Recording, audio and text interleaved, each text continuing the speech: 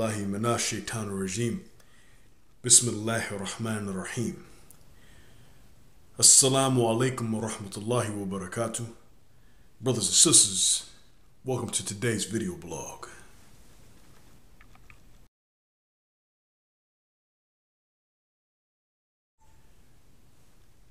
Overview. As you know, America has a prison industrial complex, meaning a prison system that's based on profit. And because of this prison system being based on profit, it has had an adverse effect on African Americans and minorities, as well as the oppressed poor people in this country. 4,834 out of every 100,000 black males were sentenced in prison, compared to 681 per 100,000 of white males and 1,778 per every 100,000 Hispanics. That's just a little statistical data. The statistical data leads into today's discussion that there is obviously a disproportionate amount of imprisonment.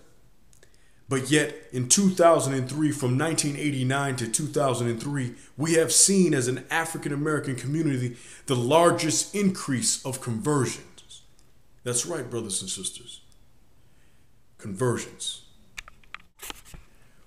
Well, it's hard for us to discuss this, being that we're used to the idea of a flowery picture of a Muslim coming to Islam and saying, Ashhadu la ilaha illallah, Ashhadu anna Muhammadan Rasulullah, in front of a group of Muslims, and we get the perception that that individual came from a background that is sort of like the white picket fence. But in many cases, in America particularly, that's not the case. We must remember that we as Muslims affect our surroundings. This means that during the times of the Prophet ﷺ, criminals, people who were villains, people who were murderers, people who were the most wretched of people at the time in Mecca, submitted themselves wholeheartedly to Islam like we have today. At 5 years old, I picked the name Abdur-Rahim. And my mother asked me, she said, what name do you want as a first name?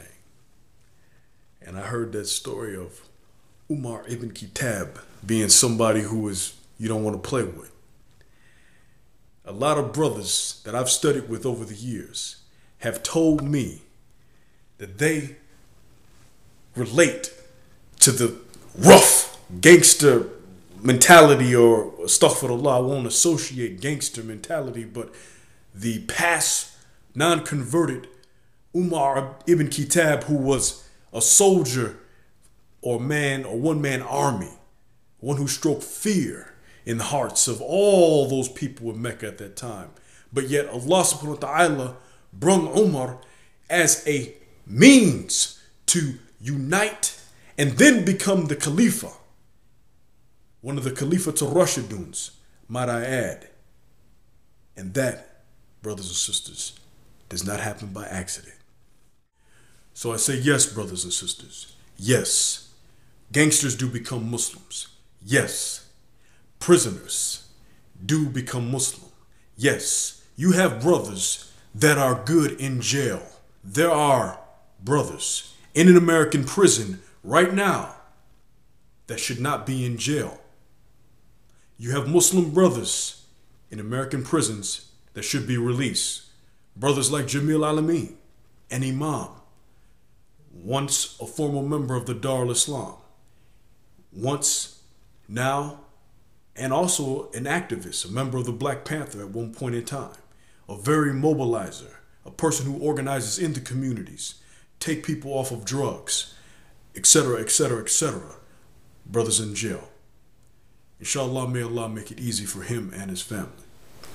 The way that this is hit at home, and the best example that I can show you from what the African American community has been dealing with for many years, is Guantanamo Bay. You have college professors, people who were upstanding citizens, very wealthy, affluent, riding a BMW one day and then in Guantanamo Bay the next.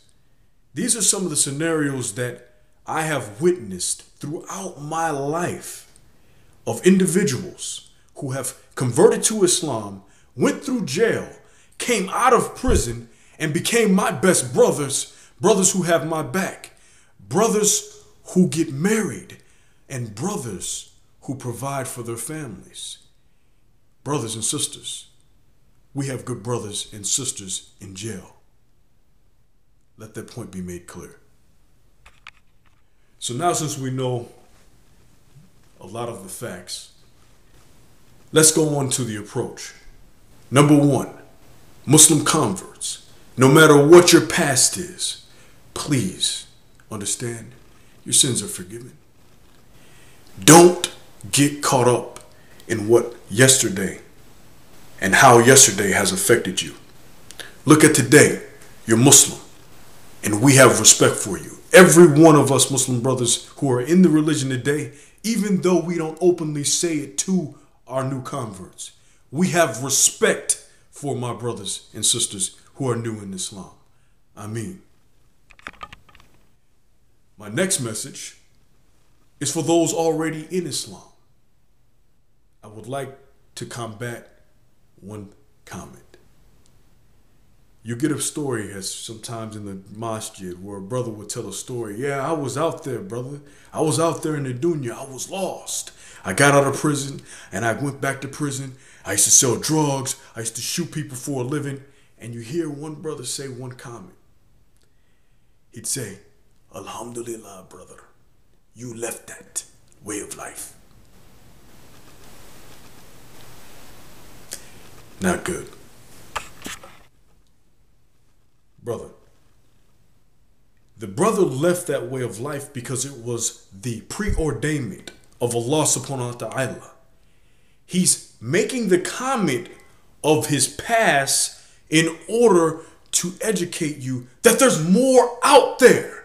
There's more brothers and sisters that need to be reached. There's brothers and sisters who are doing things like smoking drugs or crack at a certain point right now that need Islam, that need to be approached by a brother who has the experience to, like the Quran say, speak an effective word to reach the hearts of those who disbelieve. Inshallah, we can reach those brothers that are beating their wives right now, or doing something wrong, or fornicating right now. Inshallah, we have the ability to reach these brothers and sisters with the beauty and the light and mercy of Islam, inshallah.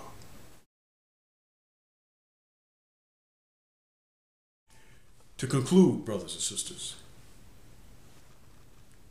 this is a tribute for the brothers and sisters who have made it the long route, or the more bountiful route to paradise, inshallah.